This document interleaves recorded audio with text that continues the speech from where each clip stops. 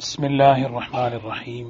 هذا ما رواه الإمام أبو جعفر الطحاوي في ذكر بيان اعتقاد أهل السنة والجماعة على مذهب فقهاء الملة أبي حنيفة النعمان بن ثابت الكوفي وأبي يوسف يعقوب بن إبراهيم الأنصاري وأبي عبد الله محمد بن الحسن الشيباني رضوان الله تعالى عليهم أجمعين، وما يعتقدون من أصول الدين ويدينون به لرب العالمين.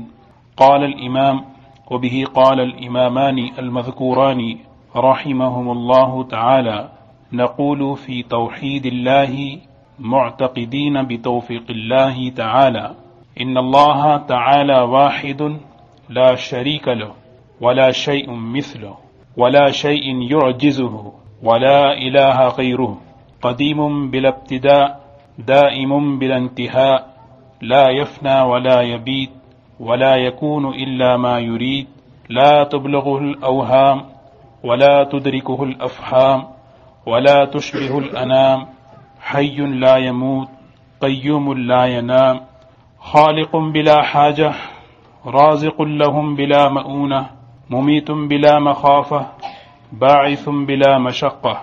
اس کتاب کا نام ہے عقیدۃ الطحاوی اور اس کتاب کے مصنف ہیں، ان کو طحاوی کے نام سے مشہور کیا گیا۔ نام ہے ان کا محمد ابن احمد، کنیت ہے ابو جعفر۔ طحاوی جو ان کو کہتے ہیں وہ اس وجہ سے کہ مصر کے رہنے والے تھے، اور مصر کا ایک قریہ، ایک دیہات سمجھیں، اس کا نام تھا طحیہ، اس کی طرف نسبت کرتے ہوئے انہیں کہتے ہیں کہ طحاوی۔ جیسے ایک آدمی دلی کا رہنے والا ہے، دہلوی کہتے ہیں، ایک آدمی مدراس کا رہنے والا ہے، اس کو مدراسی کہتے ہیں۔ تو اسی طرح حضرت رہنے والے تھے طحیہ کے، تو انہیں منسوب کیا گیا ان کے شہر کی طرف طحاوی۔ 3 صدی ہجری جو گزری ہے، اس عرصے میں حضرت پیدا ہوئے، اور 3 صدی ہجری کا جو زمانہ ہے، تقریباً یہ جو ہمارے صحاح ستہ کے جتنے مصنفین ہیں یہ سب 3 صدی ہجری کے۔ حضرت امام بخاری رحمۃ اللہ علیہ، امام مسلم، امام ابو داود، امام نسائی، امام ابن ماجہ رحمہم اللہ، یہ جتنے ہیں یہ سب 3 صدی کے ہیں۔ تو حضرت بھی اسی زمانے کے تھے، لیکن حضرت کا قیام مصر میں تھا۔ اللہ تعالیٰ نے بہت ہی علم اللہ نے آپ کو عطا فرمایا، تفسیر کا، حدیث کا، علم کلام کا، ادب، عربیت، بہت ہی گہرا علم۔ اور خاص طور پر ان کے جو اساتذہ ہیں وہ امام مسلم رحمۃ اللہ علیہ ان کے اساتذہ میں شمار ہوتے ہیں، امام نسائی ان کے اساتذہ میں ہیں، اور پھر امام ابن ماجہ بھی ان کے اساتذہ میں ہیں۔ ان کی ایک بڑی مشہور کتاب ہے حدیث کی، طحاوی شریف، جو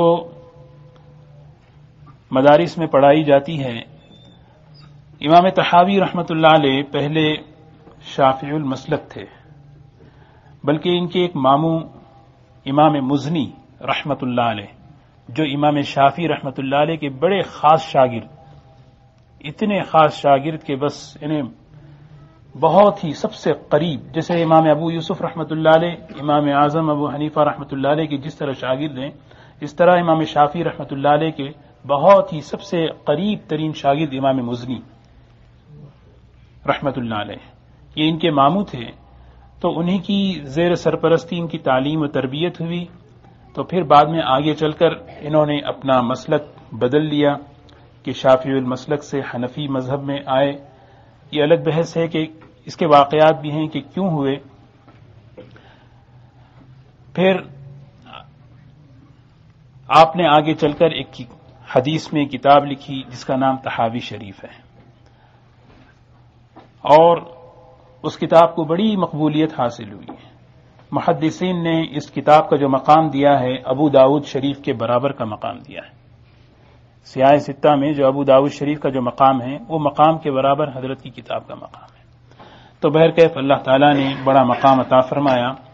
مصر میں تھے جب فتنے عقائد کے اعتبار سے امت میں شروع ہوئے، جس طرح گزشتہ عرض کیا گیا کہ بغداد میں شیخ ابو الحسن اشعری رحمۃ اللہ علیہ اور ماوراء النہر بلخ اور اس طرف میں ابو منصور ماتریدی رحمۃ اللہ علیہ اور مصر میں حضرت امام طحاوی رحمۃ اللہ علیہ، تینوں نے اس چیز کو لیا اور اللہ تعالیٰ نے ان تینوں کو ذریعہ بنا کر پھر امت کے اندر اس عقائد کی حفاظت اللہ نے فرمائی ہے۔ تینوں نے بہت کام کیا ہے، لہذا حضرت کی یہ کتاب بڑی مشہور ہے، عقیدۃ الطحاوی۔ عالم اسلام کی مختلف درسگاہوں میں بلکہ عربوں میں بھی یہ کتاب پڑھائی جاتی ہے، بڑی آسان انداز سے، عام فہم انداز سے حضرت نے اس کو لکھا ہے، جس کو مسلمان ہم میں سے ہر ایک اس کو آسانی سے سمجھ سکتا ہے۔ یہ کہہ رہے ہیں کہ بسم اللہ الرحمن الرحیم، اس کو روایت کیا ہے امام ابو جعفر طحاوی رحمۃ اللہ علیہ نے اہل سنت والجماعت کے اعتقاد کے سلسلے میں۔ اہل سنت والجماعت کے جو اعتقاد ہیں اس کا بیان جو ہے یہاں پر ذکر کیا گیا۔ اہل السنہ والجماعہ، سنت کے معنی ہیں نبی کریم صلی اللہ علیہ وسلم کی سیرت، آپ کی وہ سنتیں، آپ کے وہ اعمال جو آپ نے امت کو کر کے بتائے اور امت کو اس پر ڈالا۔ والجماعہ، جماعت سے مراد صحابہ، تابعین اور اس کے بعد کے لوگ۔ اور یہ جو لفظ ہے اہل السنت والجماعہ، یہ وہ عقیدے ہیں جو نبی کریم صلی اللہ علیہ وسلم سے اور آپ کے صحابہ سے اور اجماع امت سے جو عقیدے ثابت ہیں، پوری امت کے اجماع سے یہ عقیدے ثابت ہیں، اور اس پر ہمارے دین کے اصول کی بنیاد ہے، ہمارے پورے دین کے اصول کی بنیاد۔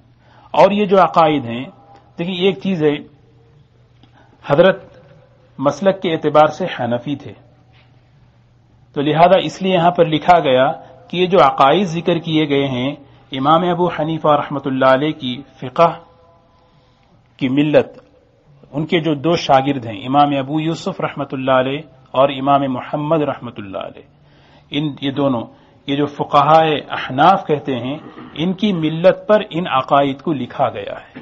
تو اس کا مطلب یہ نہیں کہ اہل شوافع کے نزدیک دوسرے عقائد ہیں، ایسا مطلب نہیں ہے، بلکہ جس طرح ہم عبادات میں بعض لوگ ہیں کہ احناف کو جو ہے احناف کے مسلک پر چلتے ہیں، اور بعض لوگ ہیں کہ شوافع کے مسلک پر چلتے ہیں، اور دونوں کی اصول اور دونوں کی بنیاد قرآن و سنت ہے، اس میں کوئی شک نہیں، کوئی اختلاف نہیں کسی کا۔ ہاں کچھ فروعی اختلافات ہیں، اور وہ اختلاف ایسے نہیں ہیں کہ جس میں کہ دین کا بگاڑ ہو، اس کو اختلاف ہی نہیں سمجھا جاتا، جو بھی اختلاف ہوا ہے اس کی اصل ہے۔ تو بالکل اسی طرح عقائد میں بھی دو مسلک ہیں، ایک ہے ابو منصور ماتریدی رحمۃ اللہ علیہ کا، ایک ہے ابو الحسن اشعری رحمۃ اللہ علیہ کا۔ امام شافعی رحمۃ اللہ علیہ اور ان کے جتنے ماننے والے ہیں یہ سب اشعری عقیدے کے اعتبار سے، اور احناف جتنے فقہائے احناف ہیں اور ان کے پیچھے چلنے والے ہیں یہ عقیدے کے اعتبار سے ماتریدی ہیں۔ اب اس مجلس میں دونوں بھی ہیں، کوئی شوافع ہیں کوئی احناف ہیں، اور دونوں میں کوئی فرق نہیں ہے، بلکہ بس یوں سنیں گنے چنے گنتی کے کچھ 20 یا 30 مسائل ہیں جس میں اختلاف ہے، اور وہ بھی اس میں لفظی اختلاف ہے۔ تو لہذا بنیادی طور پر سب کے نزدیک ایک ہی عقیدہ ہے، اس لیے کہ یہ دین کے اصولوں میں سے ہے، اور یہی کہہ رہے ہیں نا وما یعتقدون من اصول الدین، یہ وہ چیزیں ہیں جس پر دین کی بنیاد ہے، وَيَدِينُونَ بِهِ رَبَّ الْعَالَمِينَ۔ قال الامام وبه قال الامامان المذکوران رحمهم اللہ، امام سے مراد سیدنا امام اعظم ابو حنیفہ رحمۃ اللہ علیہ، اور پھر دو امام ابو یوسف، امام محمد، فرماتے ہیں نقول، یعنی ان سے ہم نقل کرتے ہیں، فی توحید اللہ، اللہ تعالی کی وحدانیت کے بارے میں، معتقدین، اس حال میں کہ ہمارا اعتقاد ہے، یہ عقیدہ رکھتے ہوئے، بتوفیق اللہ تعالی، اللہ تعالی کی توفیق سے، ہماری کوئی قوت، ہماری کوئی محنت نہیں ہے۔ کیا کہتے ہیں؟ نمبر 1 سب سے پہلا عقیدہ ہے جس پر ہمارے پورے دین کی بنیاد ہے، ان اللہ تعالی واحد لا شریک لہ، ولا شیء مثلہ دوسرا، ولا شیء یعجزہ تیسرا عقیدہ، ولا الہ غیرہ یہ چوتھا عقیدہ۔ نمبر 1 ہے بے شک اللہ تعالی اپنی ذات اور اپنے صفات میں اکیلا ہے، اس کا کوئی ساتھی نہیں، شریک نہیں۔ ہے بہت ہی مختصر عقیدہ، اس کو اتنا ہی سمجھنا ہے، لیکن اس کی تفصیل ہے۔ کچھ عقیدے اس کتاب میں ایسے ہیں جس میں تفصیل چاہتی ہیں، کچھ عقیدے ایسے ہیں جو آسانی سے مختصر انداز میں بھی سمجھ میں آ جاتے ہیں۔ اب یہ جو عقیدہ ہے کہ بے شک اللہ تعالی اپنی ذات اور صفات میں اکیلا ہے، لا شریک لہ اس کا کوئی شریک نہیں۔ اب یہاں چند چیزیں ہیں۔ سب سے پہلے توحید کی تعریف، توحید کسے کہتے ہیں؟ دوسری چیز توحید کی کتنی قسمیں ہیں؟ پھر تیسری چیز شرک، اس کی تعریف کیا ہے، شرک کسے کہتے ہیں؟ چوتھی چیز شرک کن راستوں سے امت کی زندگی میں آیا ہے؟ پانچویں چیز شرک کی مختلف شکلیں اور صورتیں اور قسمیں کیا کیا ہیں؟ یہ 5 چیزوں پر انشاءاللہ آج بات ہوگی۔ سب سے پہلی چیز ان اللہ تعالی واحد لا شریک لہ، توحید کی تعریف، دل اور زبان سے اس بات کا اقرار کرنا کہ اللہ تعالی اپنی ذات میں اکیلا ہے۔ اللہ ایک ہے نہیں بولنا چاہیے، اللہ اکیلا ہے، اس کو سمجھیں۔ اللہ ایک ہے، ایک ہے کا مطلب اس کے 2 کے مقابل میں ایک ہے کہہ رہے ہیں، 3 کے مقابل میں ایک ہے نہیں، اللہ اکیلا ہے، سمجھ رہے؟ اللہ اکیلا ہے، تنے تنہا ہے اپنی ذات میں اور اپنی صفات میں اکیلا ہے، ایک ہے۔ اللہ تعالیٰ اکیلا ہے، تنے تنہا ہے اپنی ذات میں اور اپنی صفات میں۔ تو دل اور زبان سے اس بات کا اقرار کرنا، اس کی ذات اور اس کے صفات میں اس کا کوئی شریک نہیں، اس کا کوئی برابر نہیں، اس کا کوئی مثل نہیں۔ یہ توحید صرف دین اسلام میں پائی جاتی ہے۔ اسلام کے علاوہ دنیا میں جتنے بھی مذاہب ہیں، ان مذہبوں میں یا تو سرے سے توحید ہی نہیں، یا توحید ہے تو ناقص ہے۔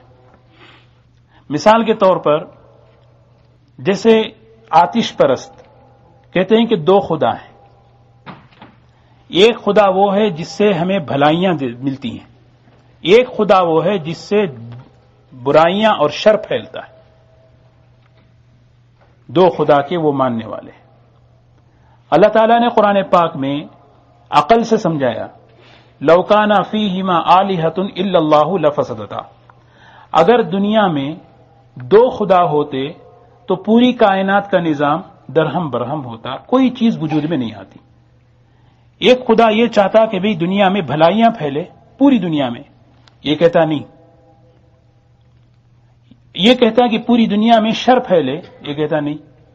تو کوئی چیز نہ خیر وجود میں آتا نہ شر وجود۔ مثلا ایک خدا ہے، بالکل اسی طرح کا ایک اور خدا اگر مانو تو مطلب یہ ہوا کہ دونوں شریک ہیں خدائی میں، اور شرکت عیب ہے۔ بنیادی باتیں سمجھیں، شرکت عیب ہے، اور جس خدا میں عیب ہوتا ہے وہ خدا ہو نہیں سکتا۔ خدا وہ ہے جو بے عیب ہے۔ دیکھیں ہر آدمی کی یہ خواہش ہے کہ میں تنہا رہوں، یہ چیز ہے تو یہ صرف اس کا میں مالک رہوں، اس پر کوئی شریک نہ ہو۔ ہر آدمی کی فطرت ہے۔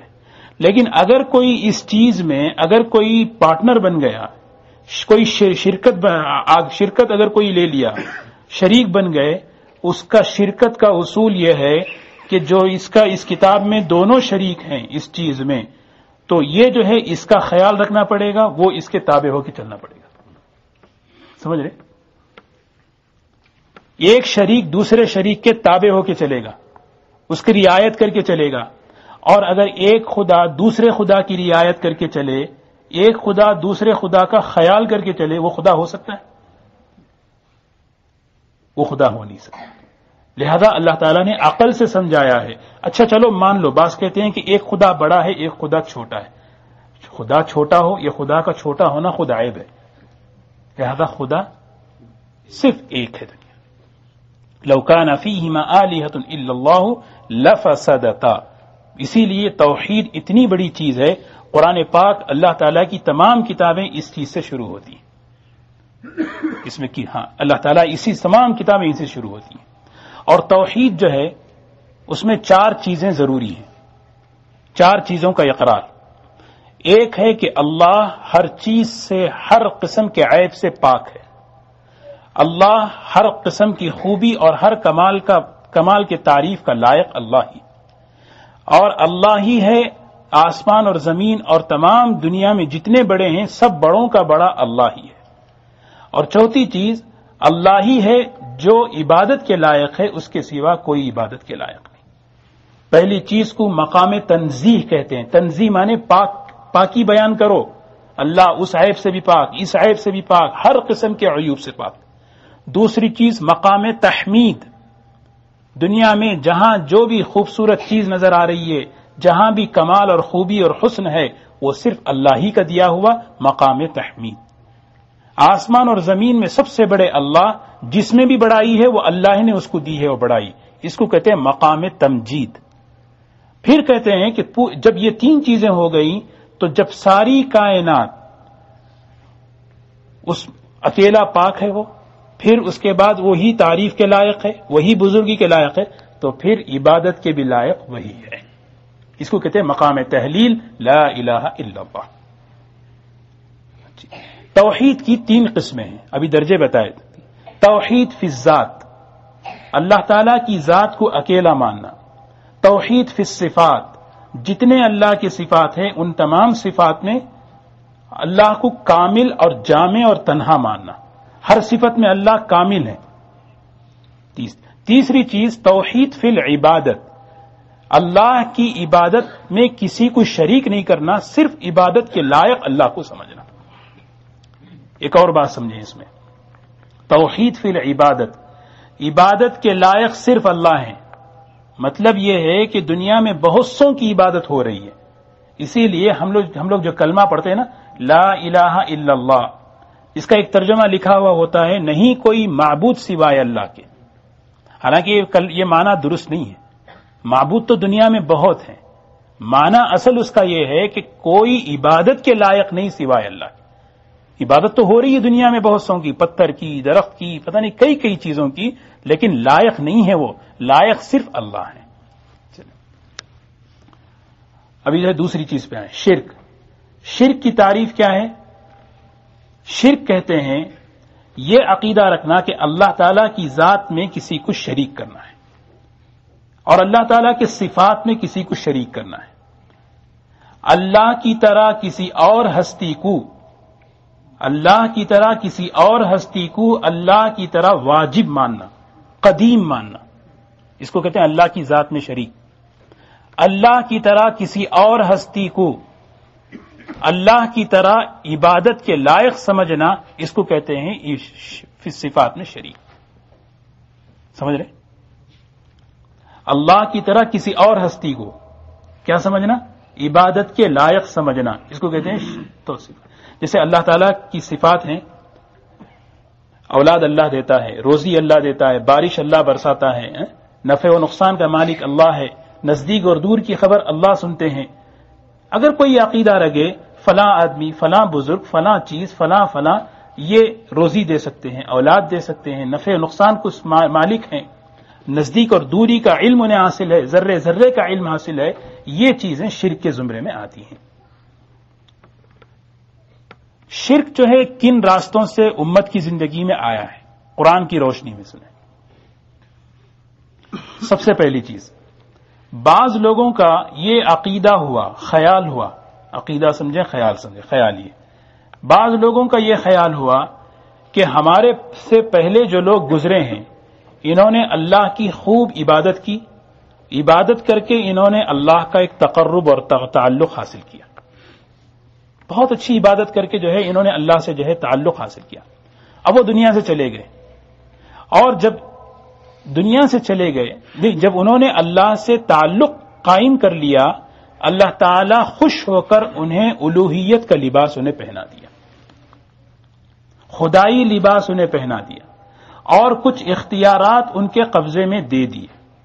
یہ ایسے جیسے کوئی نوکر بادشاہ کی خوب خدمت کرے اور بادشاہ خوش ہو کر اس نوکر اور غلام سے کہے کہ فلاں علاقہ تمہارے لیے اور یہ اختیارات تمہارے حوالے ہیں. سب سے پہلے اس راستے سے شرک آیا. قرآن پاک میں اللہ تعالیٰ نے اس کا رد کیا ہے. قل لا اتبع اہواءکم، اے محمد صلی اللہ علیہ وسلم آپ کہو ان لوگوں سے، یہ جو خیالی بات کر رہے نا کہ اللہ ان کی عبادت سے خوش ہو کر انہیں الوہیت کا لباس پہنا دیا اور اللہ تعالیٰ ان سے خوش ہیں اور انہیں ان کے اختیارات میں کچھ ان کو کچھ اختیارات دے دیے ہیں لہذا ہم ان کی عبادت کر رہے ہیں، یہ صرف خیال ہے. اور کہہ رہے ہیں کہ لا اتبع اہواءکم، میں ان خیالات کے پیچھے نہیں چلنے والا ہوں، میں ان خیالات کے پیچھے نہیں چلنے والا ہوں. اب یہاں دیکھیں، خیال ہر وہ چیز جو وحی کے مقابلے پر آئے وہ خیال ہے. اسی لیے ایسے خیالات اور ایسی فکر سے ہمیں بچنا چاہیے، ایسے بول سے بھی ہمیں بچنا چاہیے جس بول سے وحی پہ زد پڑتی ہو، جس بول سے قرآن نبی کریم صلی اللہ علیہ وسلم کی تعلیمات پر زد پڑتی ہو. یہ صرف ان کے لیے نہیں کہا گیا.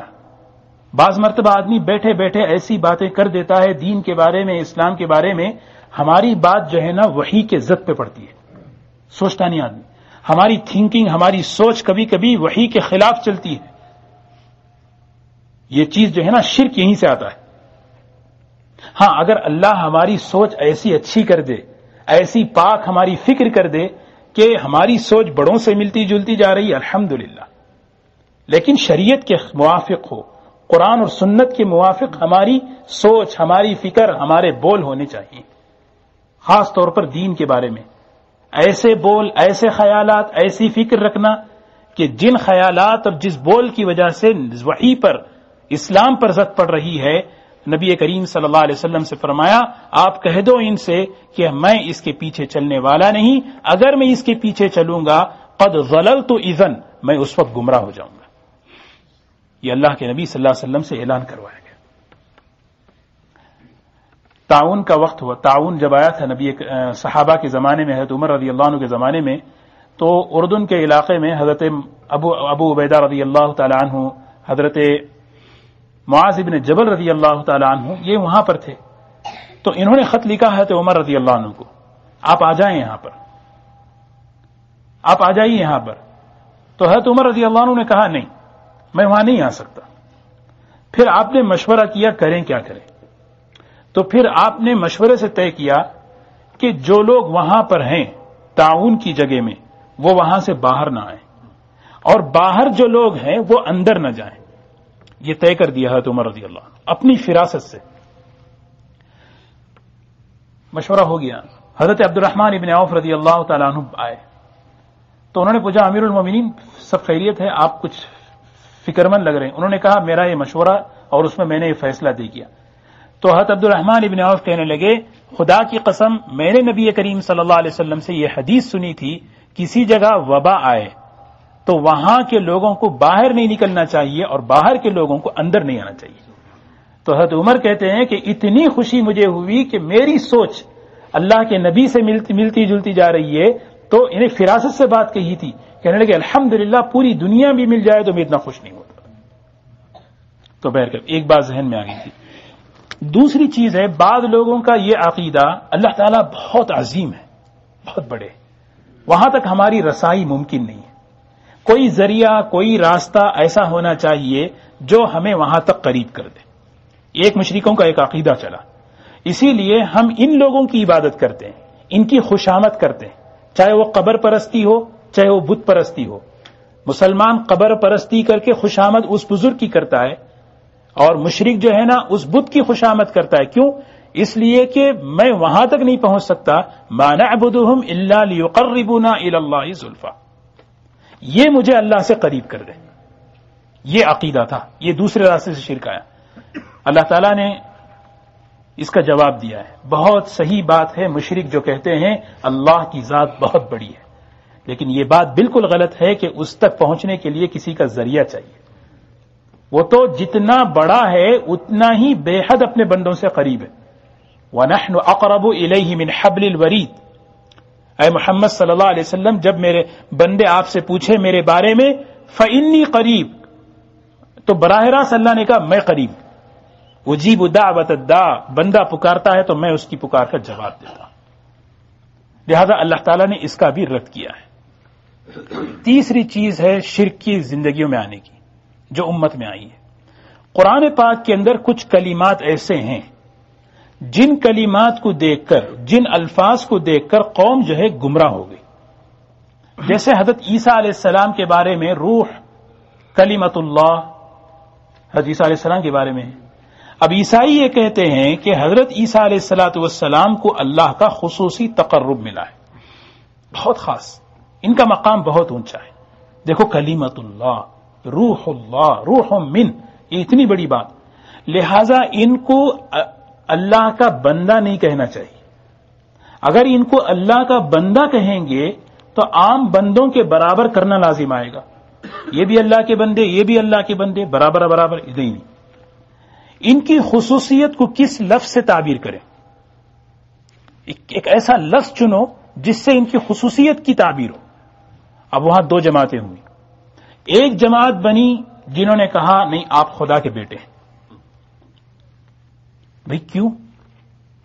کہا اس لیے کہ باپ جو ہے نا بچے پہ مہربان ہوتا ہے، اور اللہ رب العزت حضرت عیسیٰ علیہ السلام پہ بے حد مہربان ہوئے ہیں، اسی لیے آپ کے اور ان کے درمیان خدا بیٹے کا رشتہ ہے، باپ بیٹے کا رشتہ ہے. نعوذ باللہ من ذالک. ایک طبقے نے کہا نہیں آپ خدا ہیں. وجہ اس کی یہ ہے کہ پوری خدائی آپ کے اندر حلول کر گئی. حلول سمجھتے نا، ایک چیز کا دوسرے چیز میں ایسے ملنا گھلنا کہ دونوں میں فرق نہ ہو سکے. اسی وجہ سے دیکھو تو صحیح عیسیٰ علیہ السلام کو وہ ایسے کام کر رہے ہیں جو عام انسان کر سکتا ہے، وہ تو خدا کر سکتا ہے. زندہ کر دینا، بیمار پر ہاتھ پھرائے تو صحیح ہو جانا، مٹی سے چڑیا بنا اور اس پر پھونک دیا تو اڑ جانا. یہ چیزیں جب دیکھیں تو پھر اس کے راستے سے اللہ تعالیٰ نے قرآن پاک میں فرمایا تکاد السماوات یتفطرن منہ وتنشق الارض وتخر الجبال حدا ان دعوا للرحمن ولدا. آسمان گر پڑے، یہ اتنی بڑی گالی ہے، آسمان گر پڑے، زمین پھٹ جائے، پہاڑ ریزہ ریزہ ہو جائیں، یہ سب ممکن ہے، لیکن اللہ کو بیٹا کہیں، اللہ کا بیٹا کہنا صاحب، اللہ کو اگر بیٹا کہیں گے، اللہ کا بیٹا اگر ثابت کریں گے تو کیا کیا باتیں لازم آتی ہیں. دیکھو اگر کوئی کہے کہ عیسیٰ علیہ السلام خدا کے بیٹے ہیں، نعوذ باللہ من ذالک، سب سے پہلے ثابت ہوا اللہ کا جسم. دوسری چیز ثابت ہوئی بیوی کی ضرورت ہے اللہ کو. تیسری چیز ثابت ہوئی کہ ان کو جو ہے شہوت، نعوذ باللہ من ذالک. یہ چیزیں کس چیز سے کیا چیز ثابت ہو رہی ہے آدمی سوچتا نہیں. اللہ کو بیٹا کہنا، اس سے ثابت ہوا اللہ کا جسم، اس سے ثابت ہوا نعوذ باللہ اللہ تعالیٰ کا فنا ہونا بھی ثابت ہو رہا ہے. کیوں؟ باپ مرتا ہے بیٹا آتا ہے، نسل اسی لیے چلائی جاتی ہے کہ باپ آگے جاتا ہے، بیٹا نے اس کا نام رکھتا ہے. تو اللہ فانی ہے؟ ہرگز نہیں، اللہ باقی رہنے والے ہیں. فنا لازم، جسم لازم. سبحانہ اللہ پاک ہیں، اولاد سے پاک، بیوی سے پاک، ہر چیز سے پاک. اللہ کو کسی چیز کی ضرورت نہیں، ضرورت والا اللہ نہیں ہو سکتا. اللہ تو الصمد ہے. اس کا قرآن پاک میں جواب دیا ہے. ایک درمیان میں ایک مسئلہ سمجھیں. دو چیزیں ہیں، ایک ہے شرک، ایک ہے تشبیہ. شرک کہتے ہیں، شرک کسے کہتے ہیں؟ مخلوق کے اندر اللہ کی صفات کو ماننا. مخلوق میں خدا کی صفات کو ماننے کا نام شرک، مخلوق کی ناقص صفات کو خدا میں ماننے کا نام تشبیہ. اور یہ دونوں چیزیں امت میں چلی ہیں، قوموں میں، اور اسی سے شرک گمراہی آئی ہے. مخلوق میں خدائی صفات کو ماننا، مخلوق میں مثال کسی کے اندر بھی، چاہے وہ بت ہو چاہے ولی کوئی بھی ہو، اس میں مخلوق میں سے صفات مان رہے ہیں. کوئی بھی یہ سن سکتا ہے، پوری کر سکتا ہے، حاجت پوری، یہ کیا ہے؟ شرک ہو گیا۔ مخلوق کی ناقص صفات جب خدا میں مانیں گے تو خدا ناقص ہوگا۔ اب دیکھو کیا کیا چیز ثابت ہو رہی ہے۔ ناقص خداؤں کو مددگاروں کی ضرورت ہوتی ہے، ہوتی نہیں؟ ایک خدا ناقص ہے، اس کو ہیلپ کی ضرورت ہے، اور جو مددگار ہوتا ہے وہ معاملات میں دخل اندازی ضرور کرتا ہے۔ ایسے ہی ہے، والنٹیئرز دیکھیں، جب والنٹیئرز کھڑے ہوتے ہیں تو دخل اندازی کرتے ہیں، اس لیے کہ یہ اصول ہے، معاملات جو مددگار ہوتے ہیں وہ معاملات میں دخل اندازی کرتے ہیں، لہذا ہم ان کی عبادت کرتے ہیں۔ تو بہرکیف میں کہہ رہا تھا کہ شرک کن کن راستوں سے، ایک چیز سمجھ کے درمیان میں شرک اور تشبیہ، بعض الفاظ اللہ تعالی کی صفات کے لیے استعمال ہوئے ہیں، ایسے ہی الفاظ قرآن پاک میں اللہ کے بندوں کے لیے بھی استعمال ہوئے، وہاں قوم دھوکہ کھائی۔ مثال کے طور پر ان اللہ بالناس لرؤوف الرحیم، اللہ اپنے بندوں پہ رؤوف ہے، رحیم ہے۔ رؤوف رحیم کس کا نام ہے؟ سورہ توبہ کی آخری آیت میں لقد جاءکم رسول من انفسکم عزیز علیہ ما عنتم حریص علیکم بالمؤمنین، یہ رؤوف الرحیم سے مراد کون ہے؟ سیدنا محمد رسول اللہ صلی اللہ علیہ وسلم۔ اب ہو گیا نا، یہ الفاظ رؤوف الرحیم ایک جگہ اللہ تعالیٰ اپنے لیے استعمال کیے ہیں، اور یہی الفاظ ایک جگہ قرآن پاک میں کس کے لیے استعمال ہوئے؟ سیدنا محمد رسول۔ سمیع بصیر کس کی صفت ہے؟ سبحان الذي اسرى بعبده ليلا من المسجد الحرام الى المسجد الاقصى الذي باركنا حوله لنريه من آياتنا انه هو السميع البصير۔ یہاں جو سمیع اور بصیر ہے، ایک تفسیر کے مطابق سیدنا محمد رسول اللہ صلی اللہ علیہ وسلم۔ اب دیکھو کیا ہوگا، اب دیکھو ظاہر ہے خالق اور مخلوق کے صفات میں زمین آسمان کا فرق ہے۔ خالق کے اور مخلوق کے صفات کے درمیان فرق مراتب کا لحاظ ضروری ہے۔ اللہ کی رحمت کا درجہ اور ہے، سیدنا محمد رسول اللہ صلی اللہ علیہ وسلم کی شفقت اور ہے۔ اللہ کا دیکھنا اور سننا اور ہے، نبی کریم صلی اللہ علیہ وسلم کا سننا اور دیکھنا یا عام انسانوں کا دیکھنا اور سننا الگ ہے نہیں؟ لیکن یہاں یہی دھوکہ ہوتا ہے نا، یہاں ان چیزوں میں فرق مراتب کا لحاظ نہیں کیا جاتا، تو جس کی وجہ سے کیا کرتے ہیں؟ شرک کی گمراہی امت میں آتی انہی الفاظ سے۔ اسی لیے حضور اکرم صلی اللہ علیہ وسلم کی شان میں بعض لوگ اتنا غلو کرتے کرتے کرتے اللہ جیسی صفات کو آپ کے اندر کہہ دیا، آپ عالم الغیب ہیں، آپ نور ہیں، بشر نہیں ہیں۔ کیوں؟ قرآن کی آیت ہے قد جاءکم من اللہ نور، یہاں نور سے مراد ایک تفسیر حضور صلی اللہ علیہ وسلم ہے، اللہ نور السماوات والارض، وہ نور ہے، ایک جگہ نور اللہ کے لیے، ایک جگہ نور کس کے لیے؟ جو معاملہ عیسائیوں نے حضرت عیسیٰ علیہ السلام کے ساتھ کیا وہی معاملہ، حاضر اور ناظر، یہ مسئلے کہ حضور صلی اللہ علیہ وسلم کو عالی علم غیب تھا، حضور اکرم صلی اللہ علیہ وسلم حاضر اور ناظر تھے، حضور اکرم صلی اللہ علیہ وسلم نور تھے، یہ سارے کیوں پیدا ہوتے ہیں؟ اس لیے کہ خالق کی اور مخلوق کے صفات میں فرق مراتب کا لحاظ نہیں کیا جاتا، پھر یہاں سے شرک جو ہے آتا ہے۔ حضور صلی اللہ علیہ وسلم کے ساتھ امت کیا کرتی ہے؟ اللہ جیسے صفات کو قائل کرتی ہے۔ آخری چیز ہے، کتنے ہو گئے سوچ کے آیا تھا، 6 یا 7 پتہ نہیں، آخری چیز ہے شرک جو زندگیوں میں آیا ہے۔ لوگ جو ہے نا، چاہے نبی ہو چاہے ولی ہو، کسی کے اندر بھی کوئی ایسا کام ان سے ہوتا ہوا دیکھتے ہیں جو عام انسان نہیں کرتا، جس کو کرامت کہتے ہیں یا معجزہ کہتے ہیں، اور اس کام کو دیکھ کر یہ تصور کر لیتے ہیں یہ ان کا ذاتی کام ہے، اور اللہ جیسی عظمت اور قوت کے قائل ہو جاتے ہیں، ان میں بھی اللہ جیسی طاقت اور عظمت ہے، لہذا ان کی بندگی کرو۔ یہی دھوکہ ہوا حضرت عیسائیوں کو حضرت عیسیٰ علیہ السلام کے بارے میں، ہے نا؟ یہی دھوکہ ہوتا ہے اس امت کے کچھ لوگوں کو اولیاء کے بارے میں۔ ہاں، اولیاء اکرام کی کرامتوں کو دیکھتے ہیں، حالانکہ آگے پڑھیں گے کرامات الاولیاء حق، یہ مستقل عقیدہ ہے، لیکن کرامت کا مطلب یہ نہیں۔ دیکھیں، معجزہ اور کرامت یہ دو چیزیں نبی کا اور ولی کا ذاتی کام نہیں ہوتا، بلکہ اللہ کا عمل ہوتا ہے، نبی کو پتا بھی نہیں ہوتا کیا ہونے والا ہے. معجزہ کہتے نہیں، نبی سے ایسا کام ہونا جو عام انسان نہیں کر سکے، پہلے سے بتا دیا نہیں جاتا. موسیٰ علیہ السلام کو پہلے سے نہیں بتایا آپ جا رہے ہیں فرعون کے پاس، وہاں جائیں گے تو یہ ہونے والا ہے. نہیں، جائیں آپ ہم پر یقین کر کے، پھر ہماری مدد دیکھیں. آپ ڈالیں بس ہاتھ یہاں پر، نکالیں چمک رہا ہے، ڈالیں جو ہاتھ میں عصا ہے اژدہا بن گیا. سمجھ گئے؟ لہذا یہاں بھی امت شرک میں مبتلا ہوئی اسی راستے سے کہ ولیوں کی، اولیاء اکرام کی اور انبیاء علیہ السلام کی، ان سے جو اللہ تعالی جو کام ان سے صادر کرواتے ہیں، نبیوں سے صادر اس لیے کراتے ہیں کہ تاکہ ان کی رسالت کی دلیل ہو، ہے نا.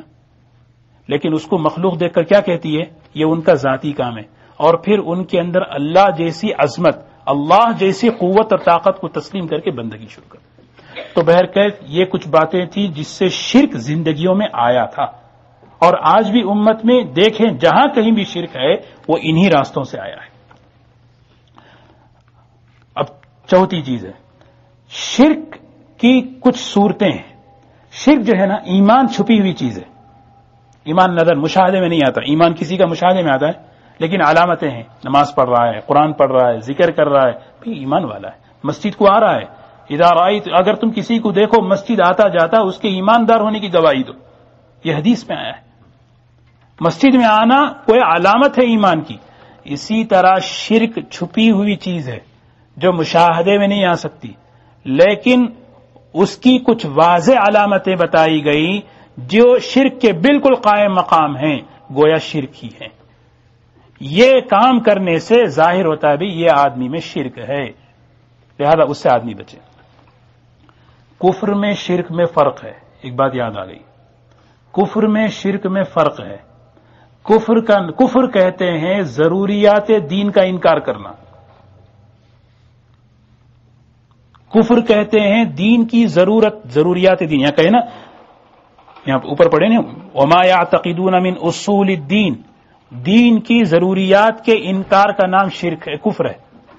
شرک جو ہے نہیں، مشرک جو ہوتا ہے وہ دین کی ضروریات کا انکار نہیں کرتا. سمجھے اس بات کو؟ وہ تو بس اللہ کے ساتھ جو ہے نا شریک کرتا رہتا ہے. ہاں، اللہ کے ساتھ کیا کرتا ہے؟ شریک کرتا رہتا ہے. اور ایک بات اور سمجھیں، کفر کے ساتھ ایمان جمع نہیں ہو سکتا، لیکن شرک کے ساتھ ایمان جمع ہو سکتا ہے. بڑے شرک کے ساتھ ایمان جمع نہیں ہو سکتا. شرک اصغر، شرک خفی جو ہم حدیثوں میں پڑھتے ہیں نا، نبی کریم صلی اللہ علیہ وسلم نے فرمایا ریا، دکھاوے کے بارے میں، جس کے بارے میں فرمایا یہ شرک اصغر ہے. چونٹی کے چلنے اس کی آہٹ سے زیادہ ہے. میں اپنی امت میں سب سے زیادہ اس شرک سے ڈرتا ہوں.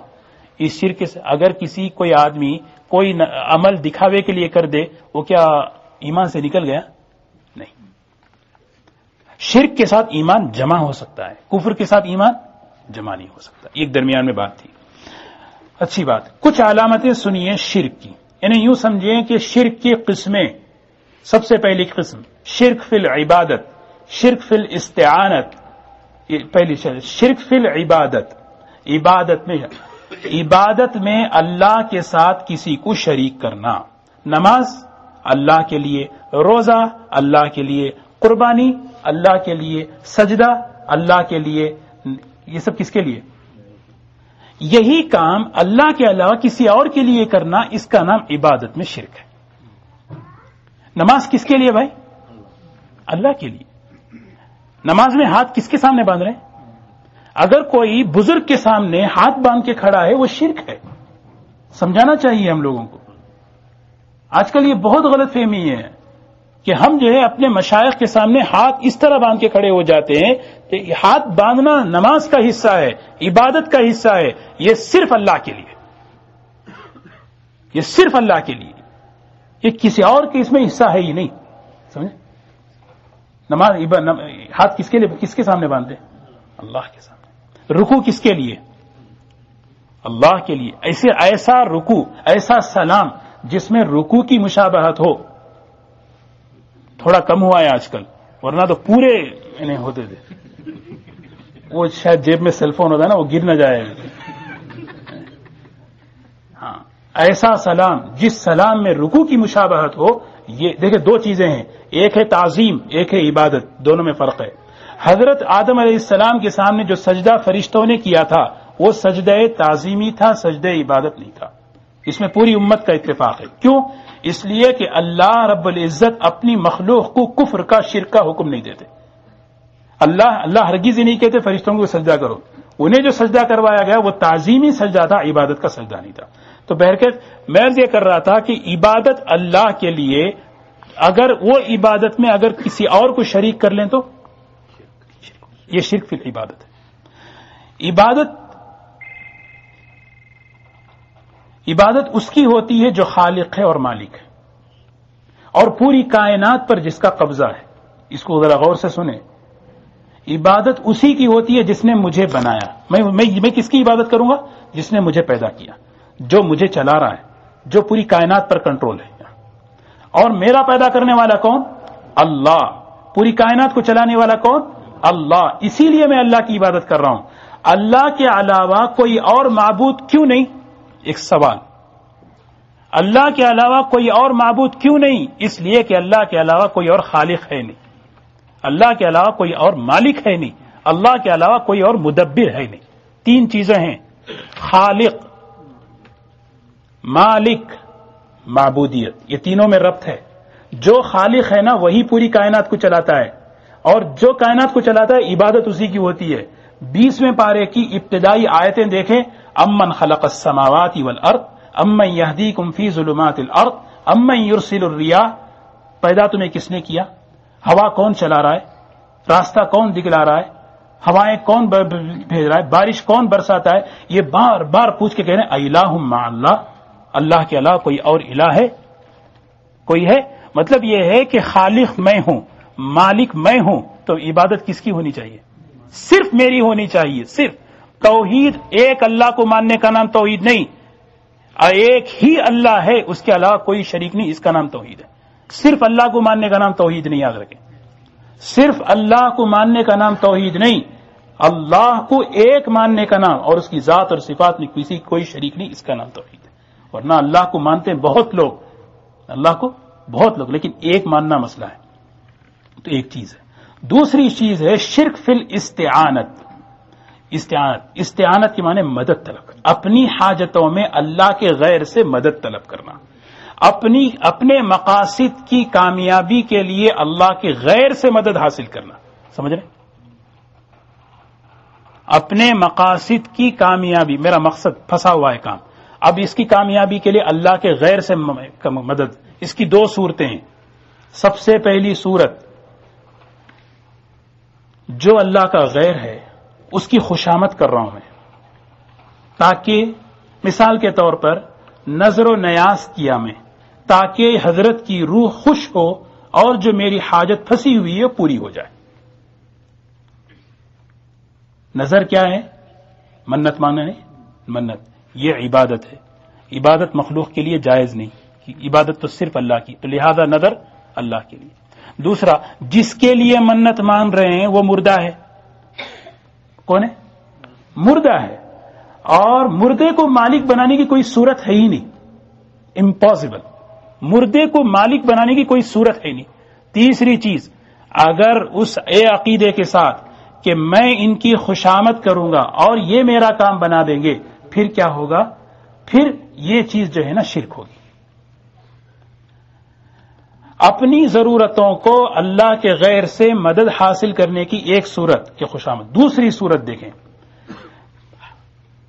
اپنا مقصد حاصل کرنے کے لیے، برکت حاصل کرنے کے لیے لوگ جو ہے اللہ کے غیر کا ورد کرتے ہیں، ذکر کرتے ہیں، وظیفے پڑھتے ہیں. بعض لوگ صبح اٹھتے ہی اپنے مشائخ کو یاد کرتے ہیں. یہ اس زمانے کی پیداوار نہیں، پہلے سے چلی آ رہی ہے. یہ ساری باتیں ہمیں ملیں گی قرآن و حدیث میں. ہاں، یہ ساری باتیں ہمیں ملیں گی قرآن و حدیث میں. اپنے مشائخ کا ورد کرنا، اپنے مشائخ کا ذکر کرنا، ذرا سا غور سے سمجھیں، نازک مسئلہ ہے.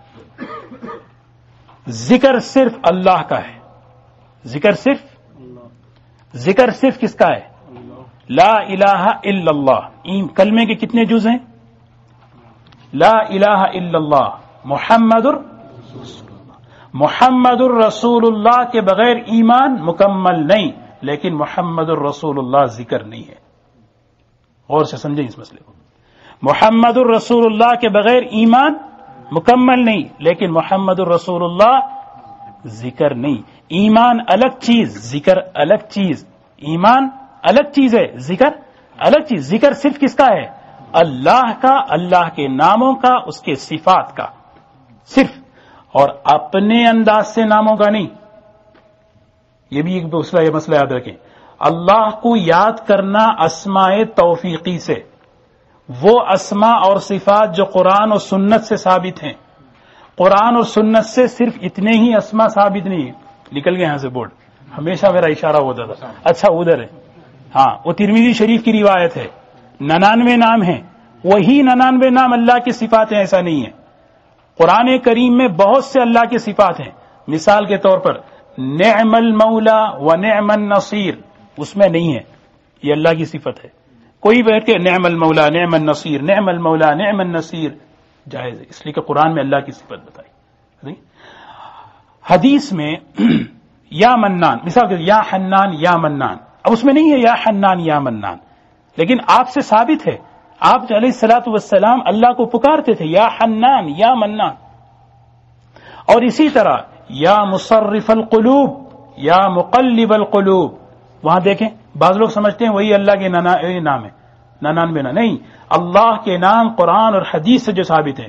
ہاں ترمذی شریف کی ایک روایت ہے، یہ 99 نام ایک جگہ اس کو ذکر کیا گیا، لیکن 99 نام کے علاوہ بھی اللہ کے اور صفات ہیں.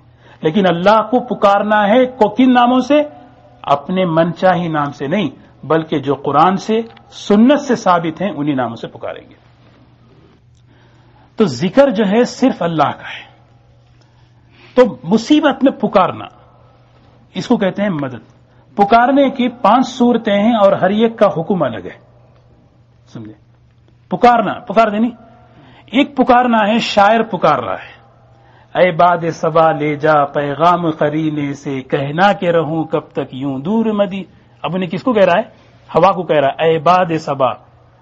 صبا ہوا کا نام ہے، اے باد صبا. اب یہ اس کو، اس شاعر کو یقین ہے کہ یہ ہوا سنتی نہیں میری آواز، بس ایک خیالی پرواز ہے. ایک یہ پکارنا ہے. اس طرح کا پکارنا شرعاً درست ہے اگر کوئی یا رسول اللہ اپنی نعت میں یا نبی کہہ رہا ہے، بشرطے کہ اس کا عقیدہ درست ہو کہ میری یہ آواز، میری یہ پکار نبی کریم صلی اللہ علیہ وسلم تک نہیں پہنچے گی، بس میں ایک خیال سے پکار رہا ہوں. ایک تخیل ہے، ایک خیال ہے. سمجھ گئے؟ دوسری چیز، کوئی محب اپنے محبوب کو پکارتا ہے، کبھی خوشی میں، کبھی مصیبت میں، کبھی محب اپنے محبوب کو پکارتا ہے. جیسے ایک امتی جو ہے حضور اکرم صلی اللہ علیہ وسلم کو محبت میں پکارا، یا حبیب اللہ، یا حبیب اللہ. 2 صورتیں یاد رکھیں. بولنے والے کے عقیدے میں بگاڑ نہ ہو، اور سامنے ایسے لوگ نہ ہوں جن سے یہ لفظ سنے تو ان کا عقیدہ بگڑے. اس وقت بول سکتا ہے، پھر بھی منع ہے. اجازت ہے لیکن پھر بھی منع ہے. لیکن سامنے والے کا عقیدہ بگڑنے کا امکان ہے، تب اس کے لیے بالکل اس طرح بولنا جائز نہیں. تیسری صورت، نبی کریم صلی اللہ علیہ وسلم کی روضہ اطہر پہ خود اللہ پاک ہمیں لے جائے، اگر کوئی گیا اور وہاں جا کر کہے الصلاۃ والسلام علیک یا رسول اللہ، یہ جائز نہیں بلکہ مستحب ہے. یہ مستحب ہے. چوتھی صورت، اگر کوئی اس عقیدے کے ساتھ کبھی السلام علیکم یا رسول اللہ درود شریف پڑھ رہے ہیں، کوئی درود میں یا حبیب اللہ، جیسے درود ہوتے ہیں نا، السلام علیکم یا خیر خلق اللہ، السلام علیکم یا شفیع المذنبین، اس طرح پڑھ رہا ہے، اور پڑھنے والے کا یہ عقیدہ ہے کہ یہ میرا درود فرشتے جو طے کیے ہیں اللہ نے درود کے لیے، وہ فرشتے اس درود کو لے جائیں گے اور لے جا کر پہنچائیں گے، یہ عقیدہ ہے تو اس کا پڑھنا درست ہے. پانچویں صورت، اگر کوئی یا رسول اللہ یا حبیب اللہ اس عقیدے کے ساتھ کہتا ہے، اللہ جس طرح سنتے ہیں نبی کریم صلی اللہ علیہ وسلم بھی اس طرح سنتے ہیں، اس طرح کا کہنا یہ شرک ہے. وَلَا تَدْعُ مِن دُونِ اللَّهِ مَا لَا يَنفَعُكَ وَلَا يَضُرُّكَ. یہ 5 صورتیں ہیں، 5 صورتوں کا حکم الگ الگ ہے. سمجھ گئے نا؟ اچھی بات. اور ایک چیز ہے، ایک شرک فی العبادت ہوئی، ایک شرک فی استعانت ہوئی. اور تیسری چیز ہے لوگ جو ہے اپنے علماء کو اور اپنے مشائخ کو خدا کا درجہ دیتے ہیں. سورہ توبہ میں اللہ نے فرمایا اتخذوا احبارهم ورهبانهم اربابا من دون اللہ. حضرت عدی ابن حاتم کہنے لگے میں عیسائی تھا، ہم نے کبھی اپنے علماء اور اپنے مشائخ کو خدا کا درجہ نہیں دیا. حضور اکرم صلی اللہ علیہ وسلم نے فرمایا عدی جس چیز کو انہوں نے اپنی طرف سے حلال کیا کیا تم نے اس کو حلال نہیں سمجھا؟ جس چیز کو انہوں نے حرام کیا اپنی طرف سے کیا تم نے اس کو حرام نہیں سمجھا؟ یہی تو خدا کا درجہ ہے. اب سمجھیں یہ بھی ایک شرک کی صورت ہے. کیوں؟ حلال اور حرام کا اختیار کس کو ہے؟ اللہ کو ہے. یہ اختیار اللہ کے علاوہ کسی اور کو دینا یہ شرک ہے. سمجھ گئے؟ سورہ تحریم نے یا ایھا النبی لما تحرم ما احل اللہ لک. نبی جی کیوں آپ اس چیز کو حرام کہہ رہے ہیں جس کو اللہ نے حلال کیا؟ سب سے بڑی دلیل مشفقانہ تنبیہ، شفقت آمیز تنبیہ ہو رہی ہے. تو اچھا شرک کیسے ہوگا؟ شرک کیسے ہوگا اس کو سمجھیں. سمجھ میں آیا سمجھ لیں، نہیں سمجھ میں آیا چھوڑ دیں، ضروری نہیں. شرک یہ کیسے ہو سکتا ہے؟ دیکھیں اللہ تعالیٰ کے تکوینی فیصلے ہیں. تکوینی فیصلے کا مطلب یہ چیز اللہ کے فیصلے ہیں تکوینی، کائنات کے چلانے. یہ چیز حلال ہے اس پہ اجر ہے، یہ چیز حرام ہے اس پہ پکڑ ہے. یہ اللہ کے ایک فیصلے چلے ہوئے ہیں. یہ کس کا حکم ہے؟ اور تکوینی فیصلے کس کا حکم ہے؟ اللہ کا حکم ہے. تکوین، صفت تکوین ایک ہے کہ اللہ کائنات میں اپنے فیصلے چلائے ہیں، حلال اور حرام کے بھی اس نے فیصلے چلائے. حکم وہی چلایا ہے، عبادت اسی کی کرنی ہے. سمجھ گئے؟ اگر کوئی یہ اختیار کہ حلال اور حرام کے اختیارات کا، حلال اور حرام کے حکم کو چلانے کا اختیار اگر اللہ کے علاوہ کسی اور کو دے رہا ہے گویا وہ شرک فی تکوین کر رہا ہے. شرک فی تکوین شرک فی العبادت کو لازم کرتی ہے.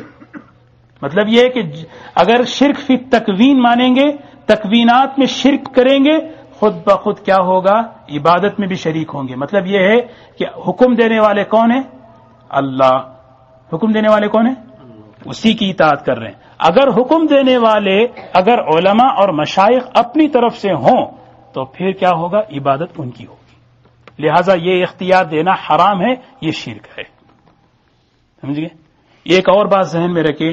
بعض لوگوں کو شبہ ہوتا ہے کہ فقہا اور ائمہ کرام انہوں نے بھی حلال حرام بہت بتایا کتابوں میں، اسی لیے بعض لوگ غلط فہمی سے کہتے ہیں کہ یہ تقلید ہی شرک ہے. نعوذ باللہ امام ابو حنیفہ رحمۃ اللہ علیہ کو مشرک ہی کہہ دیا بعض لوگوں نے. نعوذ باللہ، شرک تقلید ہے. نہیں، ائمہ فقہا یہ جتنے بھی ہیں انہوں نے حلال اور حرام جو بتایا ہے کتاب و سنت کی روشنی میں بتایا ہے.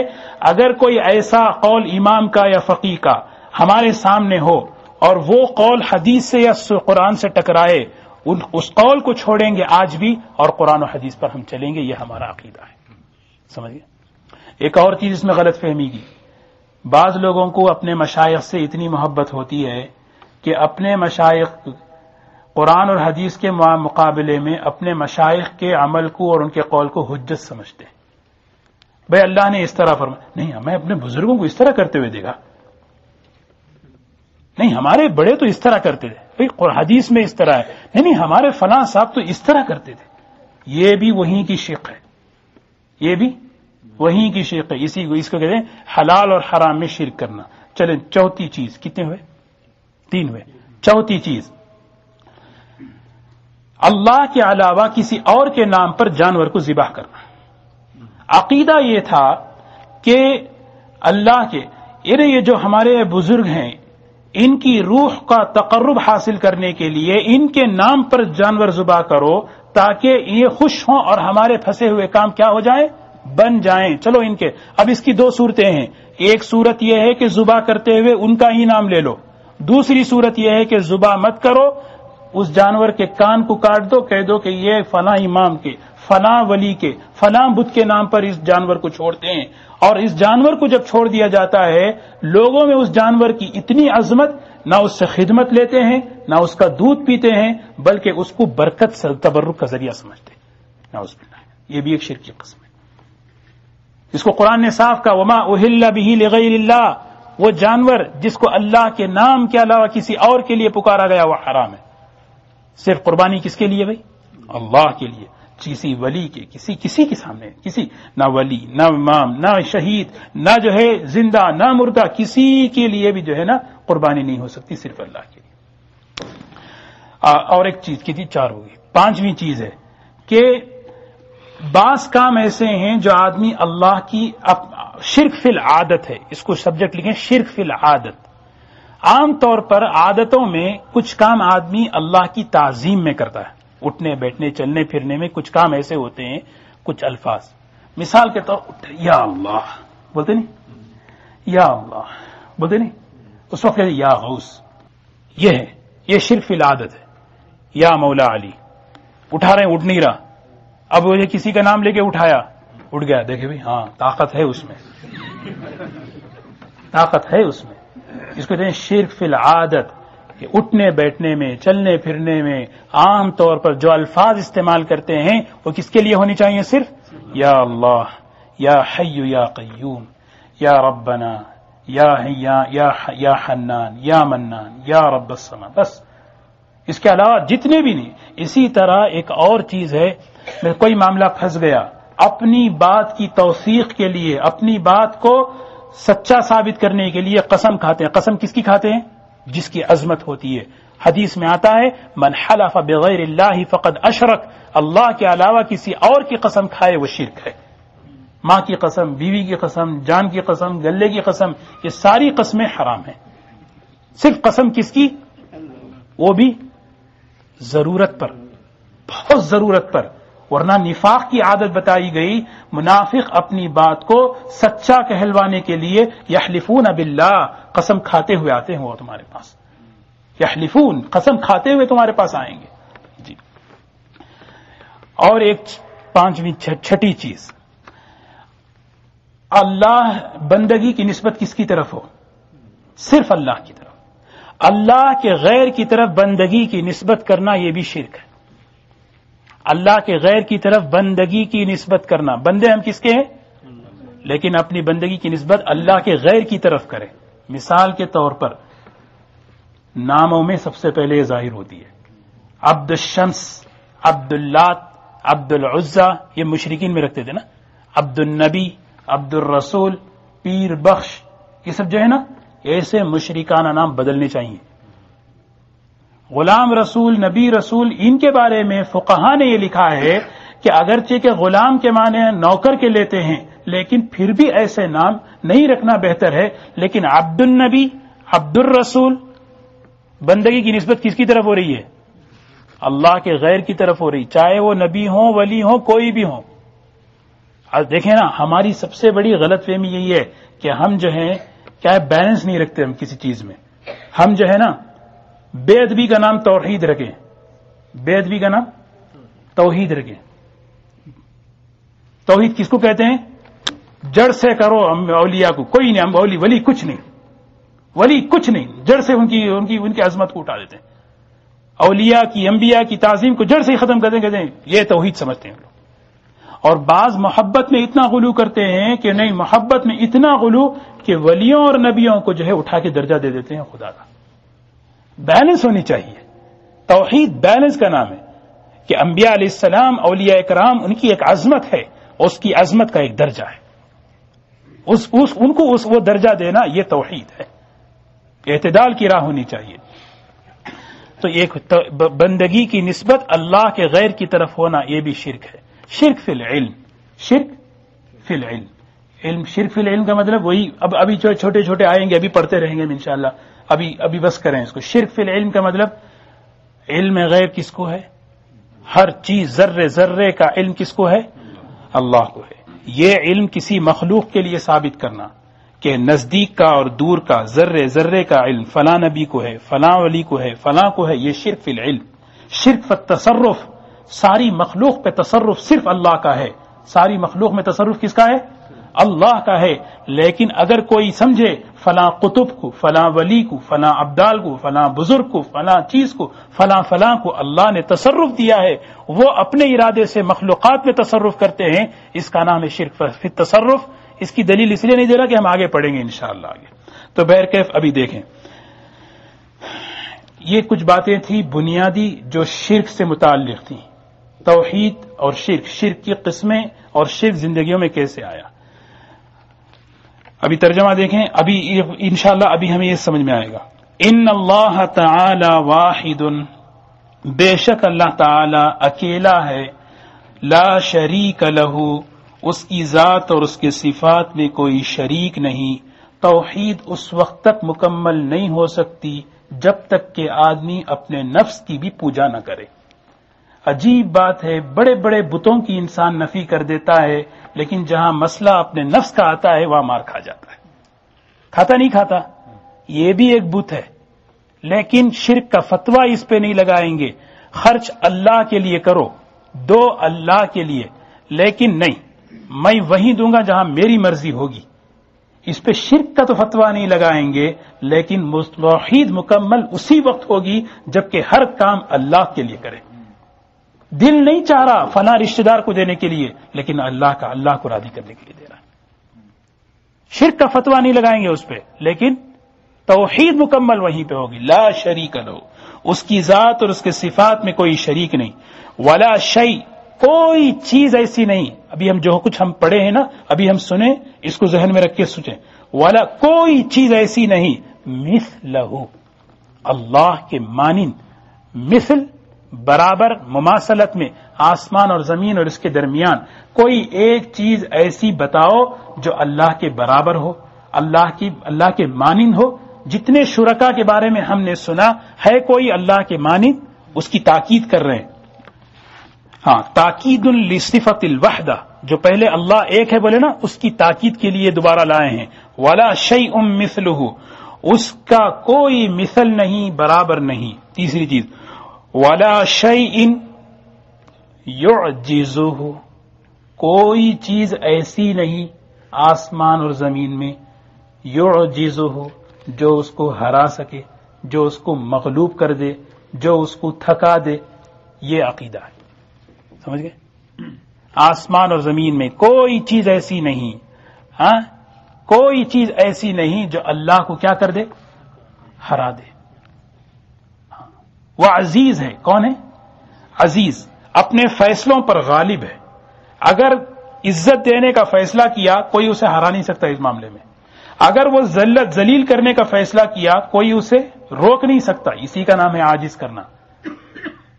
جنات، سورہ جن میں دیکھیں، سورہ جن میں جنات پاورفل، کبھی سابقہ پڑھا ہے؟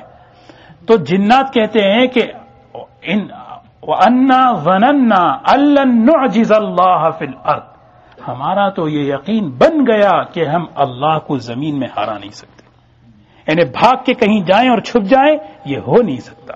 سورہ فاطر کی آیت دیکھیں، وَمَا كَانَ اللَّهُ لِيُعْجِزَهُ مِنْ شَيْءٍ فِي السَّمَاوَاتِ وَلَا فِي الْأَرْضِ، آسمان اور زمین اور اس کے درمیان کوئی چیز ایسی نہیں جو اللہ کو ہرا سکے، غالب کر سکے، مغلوب کر سکے، دبا سکے، کوئی چیز ایسی نہیں۔ نہ کوئی حکومت ہے، نہ کوئی خدا ہے، نہ کوئی فرد ہے، نہ کوئی طاقت ہے، بلکہ وہ اپنے فیصلے کا مالک ہے۔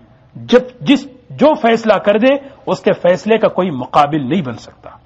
اور اسی طرح ولا شیء یعجزہ، مطلب کیا ہے؟ آسمان اور زمین کائنات کا نظام چلا رہا ہے۔ ولا یعودہ حفظہما، آسمان اور زمین کی حفاظت کرنا اور اس کا نظام چلانا، یہ اللہ کو تھکا نہیں سکتا۔ تھک کے ہار جانا، آؤ بھئی کوئی سنبھالو ہماری کرسی، ایسا نہیں ہے۔ ولا، اسی لیے آیت الکرسی اللہ کو بہت پسند، اس میں اللہ کی صفات ہی صفات ہیں۔ ولا یعودہ حفظہما، تھکنا عیب ہے۔ تھکنا کیا ہے؟ عیب ہے، اور خدا عیب سے پاک ہے۔ اور اللہ کون ہے؟ القوی۔ کون ہے اللہ؟ قوی ہے، وہ تھکن سے دور ہے، نہ اسے نیند آتی ہے نہ اسے اونگ آتی ہے۔ کیوں؟ اس لیے کہ نیند آنا، اونگنا یہ تھکن کی علامت ہے۔ جب کسی کو تھکنا ہی نہیں ہوتا تو کہاں سے نیند آئے گی، اونگ آئے گی؟ وہی کہہ رہے ہیں کوئی چیز ایسی نہیں۔ اسی لیے ایک آیت، ان اللہ علی کل شیء قدیر، ہر چیز پر مکمل کنٹرول اور قبضہ ہے. آخری صفت پڑھ لیں، ولا الہ غیرہ. جب یہ صفات ہیں تو اس کے علاوہ کوئی معبود دنیا میں ہے نہیں. ولا الہ، ولا اور نہیں ہے، الہ الہ الہ الہ الہ.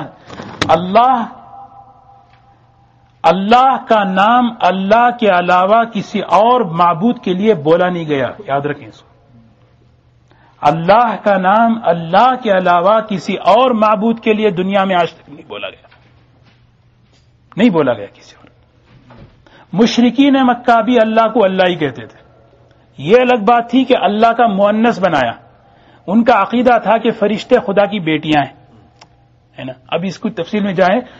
منان، اللہ کا نام کیا ہے؟ اس کا مؤنث انہوں نے کر دیا منات. ہاں. عزیز اللہ کا نام ہے، اس کا مؤنث انہوں نے کر دیا عزا. اب اللہ کا مؤنث انہوں نے کیا لات. لات و عزا منات پر سنے نہیں نام؟ ہاں وہی ہے یہ. تو مشرکین مکہ بھی اللہ کو اللہ ہی کہتے تھے. اللہ کو اللہ کیوں کہتے ہیں؟ الہ یألہ، اس کے 3 معنی ہیں. الہ یألہ، الہن، الہ نہیں، ایک معنی ہے تحیر. اللہ کی کائنات میں اگر کوئی غور کرے تو اس کی عقل حیران ہو جاتی ہے، اسی لیے اللہ کو اللہ کہتے ہیں. دوسری صفت، دوسرا معنی الہ یألہ، پوشیدہ رہنا. وہ ذات ہماری آنکھوں سے پوشیدہ ہے. لا تدرکہ الابصار، تمہاری آنکھیں اس کو دیکھ ہی نہیں سکتی. آگے پڑھیں گے ہم. تیسرا معنی الہ یألہ، محبت کرنا. اللہ کا اپنے بندوں سے جو تعلق ہے محبت کا ہے. کون سا تعلق ہے؟ اسی لیے اس کو اللہ کہتے ہیں. اللہ کو اللہ کیوں کہتے ہیں؟ اللہ اپنے بندوں سے جو رشتہ جوڑا ہے وہ محبت کا جوڑا ہے. تو وہی کہہ رہے ہیں ولا الہ، اور نہیں ہے کوئی الہ عبادت کے لائق غیرہ، اس کے علاوہ. ہے کوئی اس کے علاوہ؟ غافر الذنب، قابل التوب، شدید العقاب، پکڑنے والا، قدرت والا، گناہوں کو معاف کرنے والا، مغفرت کرنے والا. جس کے اندر یہ صفات ہوں وہی عبادت کے لائق ہے. اس کے علاوہ کوئی عبادت کے لائق نہیں. جتنے شرکاء ہیں ان میں یہ صفات نہیں ہیں، ان میں یہ صفات نہیں ہیں، کامل درجے کی بھی نہیں ہیں، لہذا وہ غیر الہ نہیں بن سکتی. ابھی انشاءاللہ ہم آگے پڑھیں گے وہ سارے صفات، پھر پتا چلے گا کہ اللہ کے علاوہ کوئی عبادت کے لائق نہیں. اللہ تعالیٰ کی ذات عالی کا یقین نصیب فرمائیں، اس کے صفات کا یقین نصیب فرمائیں. یہ عقیدے جو ہے 105 ہیں. آج کتنے ہوئے؟ 3 ہوئے، 4 ہوئے. تو مطلب اس میں کچھ ایسے ہیں بڑے آسان ہیں، اس میں اتنی تفصیل کی ضرورت نہیں ہے، لیکن یہ کچھ بنیادی باتیں تھیں. یہ جو آج بنیادی باتیں کہی گئی شرک اور توحید کے بارے میں، اور انشاءاللہ اگلے صفات کے بارے میں بھی کہیں گے. اس چیز پر انشاءاللہ کئی عقیدے انشاءاللہ آسانی سے سمجھ میں آ جائیں گے. اللہ تعالیٰ ہم سب کو سبحان اللہ بحمدہ سبحانک اللہم وبحمدک نشہد ان لا الہ الا انت نستغفرک ونتوب الیک. اللہم انت الاول فلیس قبلک شیء وانت الآخر فلیس بعدک شیء وانت الظاہر فلیس دونک شیء کل شیء ہالک الا وجہک. اللہم انا نسألک باسمائک الحسنى، اللہم انا نسألک باسمک الأعظم. اللهم أنت الله لا شريك لك والفرد لا ند لك كل شيء هالك إلا وجهك لن تطاع إلا بإذنك ولن تعصى إلا بعلمك تطاع فتشكر تعصى فتغفر. يا حي يا قيوم برحمتك نستغيث. سبحان ربك رب العزة عما يصفون وسلام عليكم.